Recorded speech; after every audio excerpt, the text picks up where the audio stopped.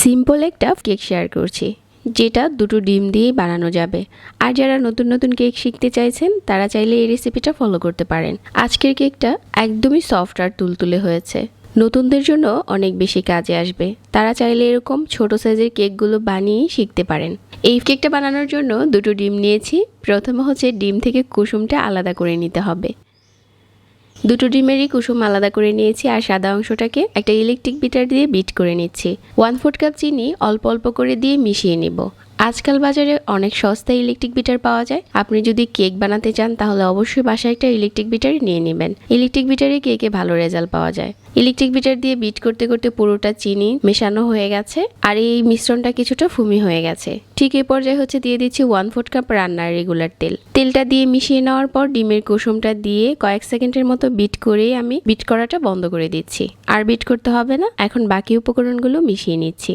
2টা ডিমের জন্য 1/2 কাপ ময়দা, 1 চা চামচ বেকিং পাউডার আর 1 টেবিল চামচ দিয়ে দিচ্ছি পাউডার মিল্ক। এখন এই শুকনো উপকরণগুলো চেলে মিশিয়ে নিতে হবে। আর এখানে 1 চা চামচ দিয়ে দিতে হবে ভ্যানিলা এসেন্স।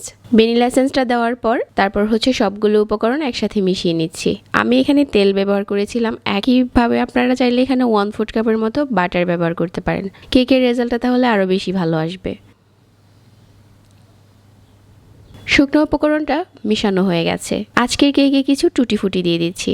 এখানে 1/2 টেবিল চামচ কর্নফ্লাওয়ার টুটি ফুটির সাথে মিশিয়ে নিচ্ছি। কর্নফ্লাওয়ারটা দিয়ে টুটি ফুটিটা মিশিয়ে নিলে টুটি ফুটির কালারটা সুন্দর থাকে। এখন এই টুটি ফুটিগুলো কেকের মিশ্রণের সাথে মিশিয়ে নিচ্ছি।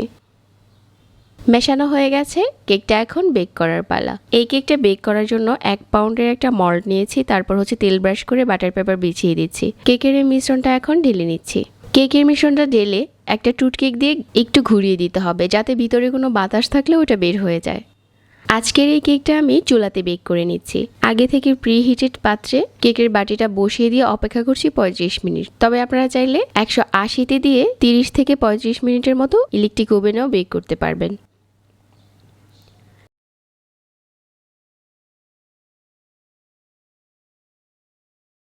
কেকটা বেক করা হয়ে গেছে। এখন হচ্ছে কিছুটা ঠান্ডা হয়ে গেছে আর ঢেলে শেয়ার করছি। এই কেকটা অনেক বেশি সফট হয় আর সাথে যেহেতু টুটি ফুটি দেওয়া আছে কেকটা খেতেও দারুণ লাগে। এখন চলুন কেকটা কেটে শেয়ার করি। কাটার পর ভিতরে প্রচুর টুটি ফুটি দেখা যাচ্ছে। যারা ফুড কেক খেতে পছন্দ করেন আজকের এই সিম্পল কেকটা অবশ্যই ভালো লাগবে। আমার রেসিপিগুলো ভালো লাগলে পেজে লাইক আর চ্যানেল সাবস্ক্রাইব করে রাখবেন। এরকম আরো নতুন রেসিপি পাওয়ার জন্য সবাই অনেক ভালো থাকবেন। আজকের রেসিপি দেখার জন্য ধন্যবাদ জানাচ্ছি। আজকে এখানেই বিদায় নিচ্ছি। আল্লাহ হাফিজ।